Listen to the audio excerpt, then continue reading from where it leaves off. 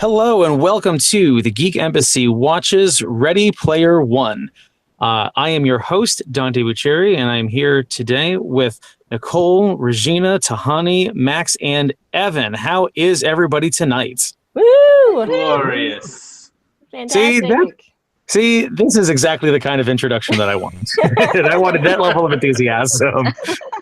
All right. So this is our video hot takes segment, even though I'm currently not on camera because I'm very camera shy.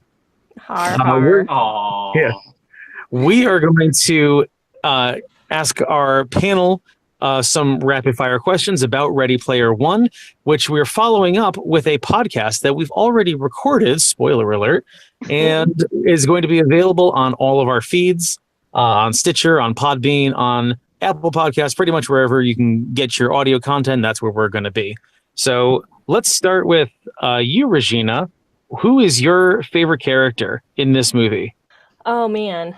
I think H is my favorite character. I enjoyed her in the book, and I really enjoyed her in the movie. She was just delightful. Fantastic. I loved her as well. How about you, Tahani? I honestly loved Irock just because everybody knows a gamer like that. He's like the most realistic character. Yeah. You made me happy. All right, Nicole? I was going to say Irock too, not so much because of his character, but because he's voiced by the guy from Silicon Valley. Yeah, I kept thinking that too.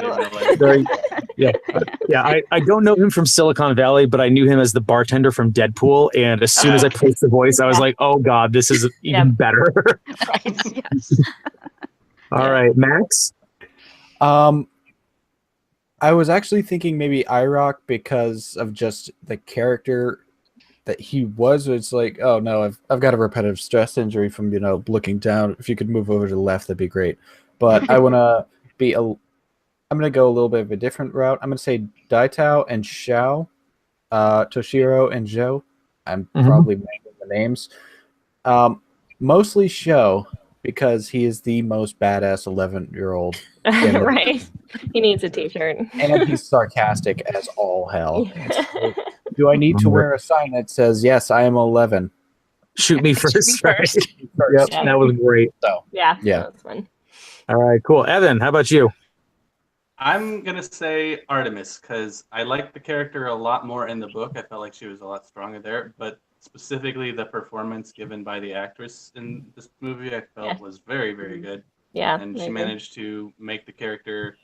I probably would have liked this version of the character a lot less if she didn't perform it so well, and she did the very difficult thing of performing well in terms of just her voice acting and her, obviously her CGI form is not entirely her, but I'm sure they did mocap for her and stuff like that, but she managed to be as compelling in the fictional CGI world as she was in the real world, which I thought was really cool. Evan and I agree on something for the first time all evening. Artemis was my favorite character as well. I thought that she was brilliant, and as far as I was concerned, she was pretty much the only fully developed character in the movie, which by default kind of makes her my favorite. But I thought that she was absolutely wonderful. Yeah. Anyways, so Regina, we're going to swing back around to you. Okay. This movie is chock full of nerd and pop culture references. If you had to choose one that's your favorite, which one is that one? I don't I don't even know. I think having the Atari at the end was my favorite, which is kind of a cop out, but I got to go first, so I get to claim that one. And adventure in particular, there are memories of spending many hours playing that game. So yes, I always love when that one came up. Very nice. All right, Tahani? I guess probably climbing Mount Everest with Batman, because that's not a thing I realized I wanted to do until after this movie. Yes. That's wonderful. The power of suggestion. All right, cool. All right, Nicole, you're up next. I think probably the coin being the extra life. Oh, that was awesome. Yeah. That was great. I really enjoyed that. Yeah. Max? I mentioned this in the podcast, but I'm going to go with The Shining and the Overlook Hotel, just because I've been there. Really, dude, that looks so cool and so That creepy. the I want to go. interior, the lobby is in Yosemite. It's a hotel in Yosemite. Oh man, I The gotta go. Awani Hotel. Yes. Very nice. I'm gonna kill my bank account by the time summer rolls around, just doing all this traveling. But that just has to be my favorite one because I recently, quote unquote, recently listened to the audiobook and really enjoyed it. But I just loved seeing something that was kind of nerd culture, but also was a bit more recognizable. That was that, and my other favorites, which I'm saving for the next question. Hey, But for All me, it's right, going to sounds be good. Overlook Hotel. That entire Okay. shiny. sounds good. All right, Evan, what about yours? Can't believe nobody else picked this because I was convinced somebody would. The Iron Giant doing the Terminator 2 thumbs up at the end. I That just was remembered pretty that. That awesome. was perfect. I loved it. All right, so let it be known that Evan and I agree on two things about this movie. Oh wow. Hey, because This is groundbreaking.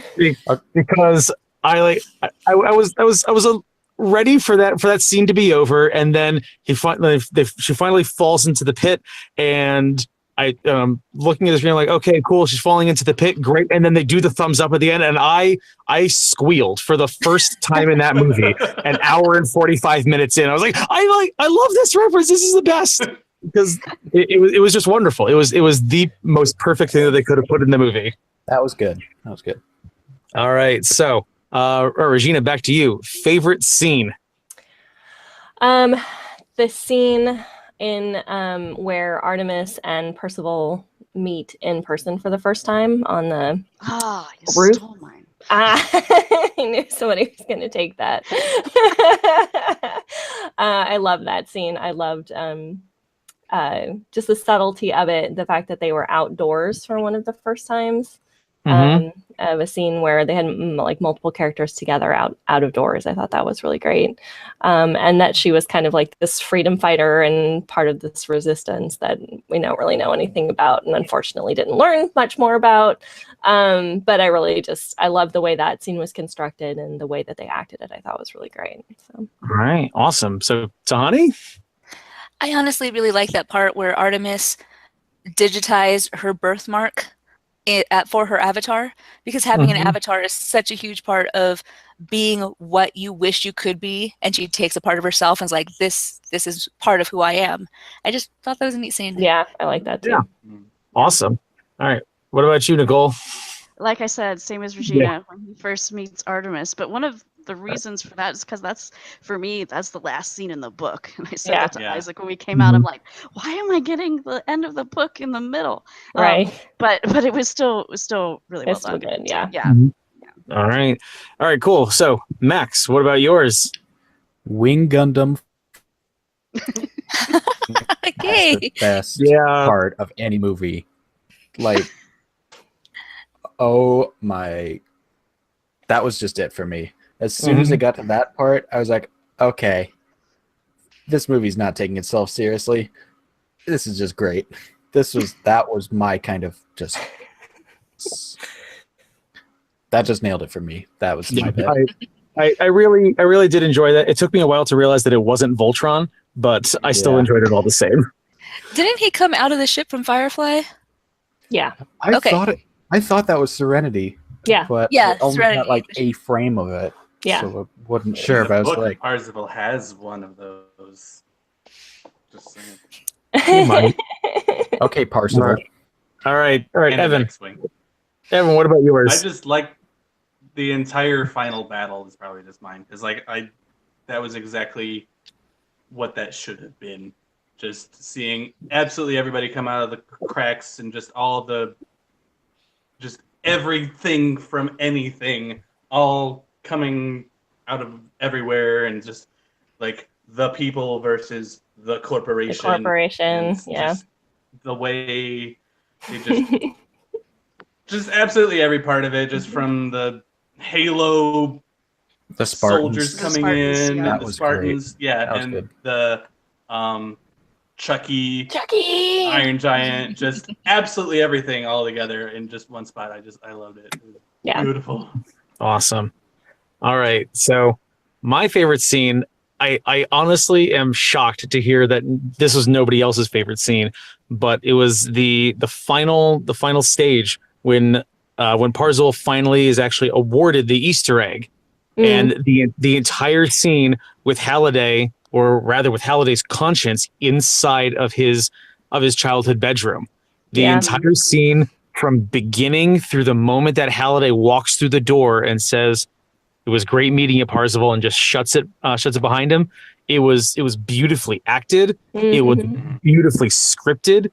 It was everything that I wanted this movie to be, condensed into about a 2-minute scene, and I wonder why I couldn't get more of those throughout the movie. It was pure Spielberg. Like that was Yeah.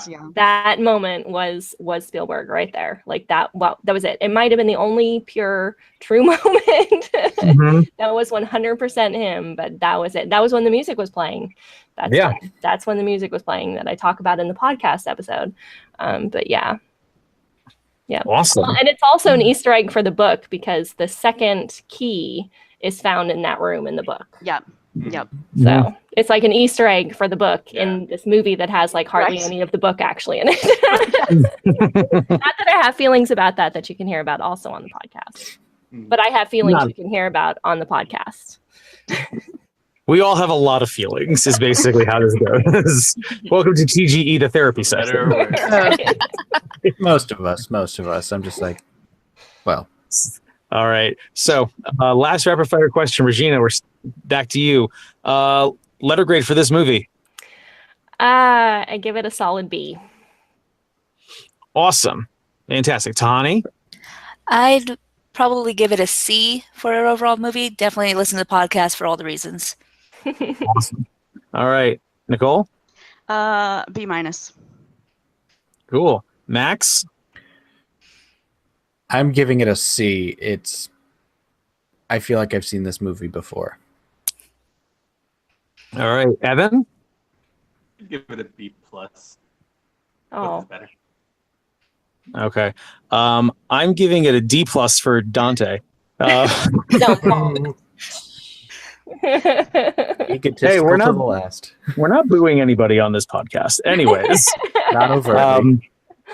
And anyways, so if you would like to hear more about the reasons behind our rapid fire questions, or just hear us talk more about this movie in general, please go listen to us. We are on Podbean, we are on Stitcher, we're on Apple Podcasts, at the Geek Embassy. Again, we're on Facebook at the Geek Embassy community, Instagram and Twitter at the Geek Embassy, and we're going to have all of our Twitter handles and social media things in the show notes. Please go listen to the podcast if you like it. Download it, share it with your friends. We would really appreciate it.